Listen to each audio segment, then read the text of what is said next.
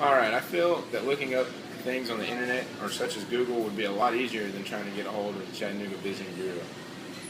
Well, that's a good point, but by going to our website, you can access a number of things that you would have to pull from Google in different ways. Like, we have travel packages, we have deals and coupons online, as well as information about local restaurants and hotels where you can stay. We've got it all. So going to our website is much more efficient than going to Google. And also on our website, we have our new 2013 Visitors Guide. So as opposed to going to Google and finding older things you could do, you can come to our website and find all the new stuff that you can do in Chattanooga. Okay, very nice.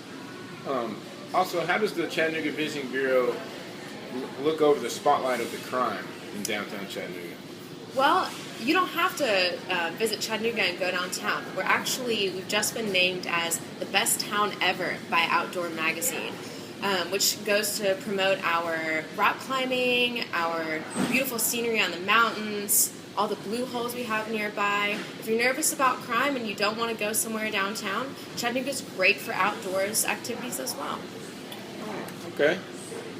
Does the Chattanooga Visiting Bureau make it very easy to maybe make reservations in hotels or eating out at restaurants?